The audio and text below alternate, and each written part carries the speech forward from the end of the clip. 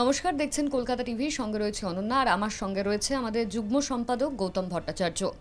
Supreme কোর্টের ঐতিহাসিক রায়, আর তারপর আন্দোলনকারীদের 4 দফা দাবি। এক, কারফিউ প্রত্যাহার করতে হবে, ইন্টারনেট পরিষেবা ফিরিয়ে দিতে হবে, শিক্ষা প্রতিষ্ঠান থেকে সেনা প্রত্যাহার করতে হবে। আপনি বহুবার বাংলাদেশে গিয়েছেন, এর আগেও ছাত্র আন্দোলন বারবার বাংলাদেশে হয়েছে, আর এবারেও কোটা সংস্কার নিয়ে আন্দোলন চলছে, যে নিয়ে সুপ্রিম কোর্ট রায় দিয়েছে। হাসিনা সরকার বিভিন্ন ধরনের কথা বলছেন, ছাত্রদের বিভিন্ন দাবি দেওয়া রয়েছে। তো সেই জায়গায় দাঁড়িয়ে এই যে এখনকার যে আন্দোলনটা চলছে, সেখানে কোথাও গিয়ে কি রাজনীতির রং লেগেছে? এই প্রশ্নের উত্তর দুভাবে দেওয়া যায়, হ্যাঁ এবং না। রাজনীতির রং লেগেছে শেষের দিকটা। প্রথম দিকটা যখন শুরু হয়েছিল তখন ছাত্র আন্দোলনের মধ্যে একটা ইনোসেন্স ছিল। তখন ছাত্ররা জেনুইনলি সংরক্ষণের বিরুদ্ধে তারা তাদের মতামত ব্যক্ত করছিলেন, এবং গোটা বাংলাদেশ জুড়েই এটা ঘটছিল। এবং তখন কিন্তু এটার মধ্যে যথেষ্ট সিনসিয়ারিটি ছিল, যথেষ্ট ইনোসেন্স ছিল, যথেষ্ট স্বতঃস্ফূর্ততা ছিল। কিন্তু তারপরে আমরা দেখলাম যে রাজনৈতিক দলগুলো, জামাত হোক কিংবা বিএনপি, তাদের অনেকে এটা দখল নিয়ে নিল, আমরা যেটুকু শুনতে পাচ্ছি।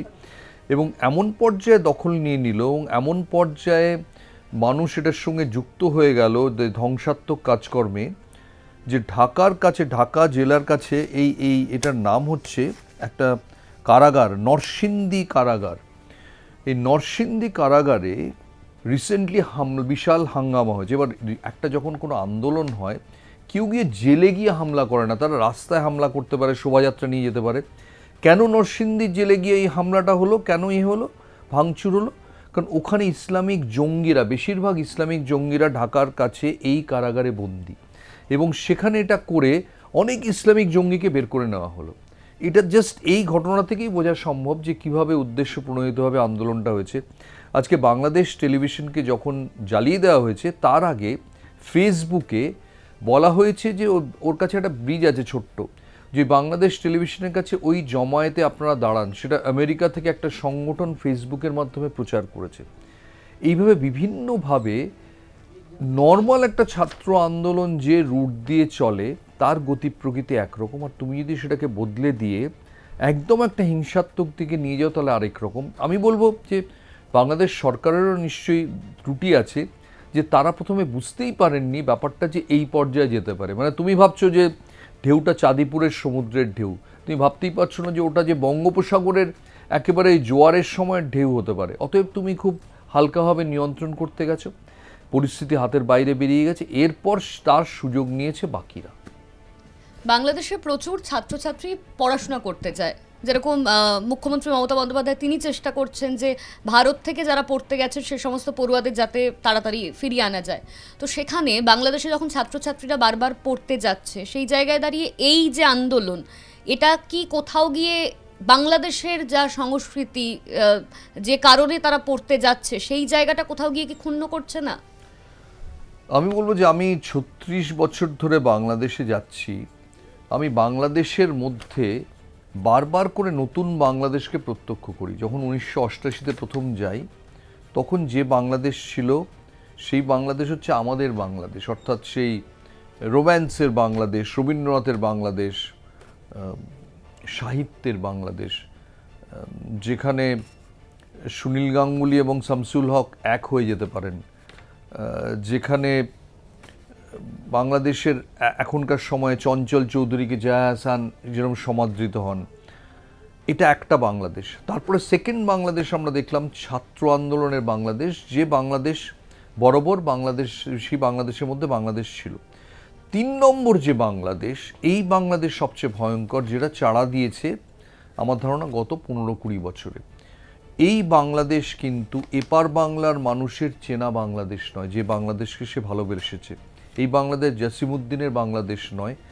এই বাংলাদেশ মৌলবাদীদের, ধর্মান্ধদের এবং হিংসাকারীদের, যারা হাঙ্গামা করে, এবং অত্যন্ত ধর্মান্ধদের, যারা ধর্মের মাধ্যমে পাশের কি বলবো, পদ্মার এপারে বাস করা মানুষের বিরুদ্ধে যারা হিংসার ইন্ধন জ্বালিয়ে দিতে পারে। এই ৩ নম্বর বাংলাদেশই সবচেয়ে ভয়ঙ্কর বাংলাদেশ। এই ৩ নম্বর বাংলাদেশের কিছু শোচনীয়তার, কিছু রূপরেখা আমরা এবারে এই ছাত্র আন্দোলনের শেষ পর্বটায় দেখলাম, এবং এরাই সবচেয়ে ধ্বংসাত্মক বাংলাদেশ, যারা পুরনো বাংলাদেশের গরিমাকে বোধহয় মুছিয়ে দেবে বলে প্রতিজ্ঞা করে নেমেছে। আপনি যেটা বললেন যে আপনি 36 বছর ধরে বাংলাদেশে যাচ্ছেন, তো এই যে বাংলাদেশের যে অবস্থা, আগে যে বাংলাদেশ দেখেছেন আর এখন যে বাংলাদেশ দেখছেন, কি তফাৎ রয়েছে তার মধ্যে, মানে আপনার কি মনে হয়? না, আমি তো তোমায় বললাম যে আগের বাংলাদেশ ছিল সুজলা সুফলা রবীন্দ্রনাথের বাংলাদেশ। মাঝপথে গিয়ে মনে হলো সেটা কিছুটা বদলেছে, কিন্তু কলকাতার চেয়ে অনেক এগিয়ে আছে। এখনও রবীন্দ্রচর্চা বাংলাদেশেই সবচেয়ে বেশি হয়, সবচেয়ে আন্তরিকভাবে হয়, সবচেয়ে আকুতির সঙ্গে হয়। কিন্তু সেই বাংলাদেশের ওপর যেন একটা পলি পড়ে গেল, এই ধর্মান্ধরা এসে হাজির হয়, এবং এরা ভীষণভাবে পাকিস্তান প্রেমী বাংলাদেশ, যে বাংলাদেশ 70-80 দশকে ভাবাই যেত না। লোকে বলতো খান সেনাদের অত্যাচার করেছে, পাকিস্তান আমাদের দেশেই করেছে। এরা ধর্মের ভিত্তিতে গোটা দেশটাকে দেখে। এরা দুর্গাপুজো যখন হয়, হিন্দুরা যখন দুর্গাপুজো করেন, তারা একটা থমথমে পরিবেশ কোনো কোনো অঞ্চলে জারি রাখে। এবং এরা, আবার বলছি, এরা বাংলা ভাষাকে ভালোবাসার সেই সাবেকি বাংলাদেশ যেন কোথাও নয়। এরা যেন ভাষার চেয়ে বেশি ধর্মকে গুরুত্ব দেয়, এরা যেন হিংসাকে বেশি শান্তির চেয়ে গুরুত্ব দেয়, এবং তারা যে কি ভয়ঙ্কর রূপ নিতে পারে এবার দেখলাম। এবং আমি আজকেই শুনলাম যে বাংলাদেশ গভর্নমেন্ট তারা চেষ্টা করছেন বারবার করে যে ওয়াইফাই ফেরত আনতে, কিন্তু অন্তত 150-200 সার্ভার এই জঙ্গিরা জ্বালিয়ে দিয়েছে। বোঝাই যাচ্ছে এই যে জেল থেকে বের করে আনা ইসলামিক জঙ্গিদের, এ থেকেই বোঝা যাচ্ছে যে উদ্দেশ্য প্রণোদিত হবে এই জিনিসটাকে, ব্যাটনটাকে মাঝখান থেকে অন্য লোকরা নিয়ে চলে গেছে।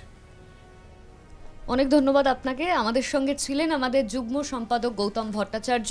আর বাংলাদেশের এরকম আরও আপডেটের জন্য আপনারা দেখতে থাকুন কলকাতা টিভি এবং কলকাতা টিভি অনলাইন, রাত দিন 7 দিন।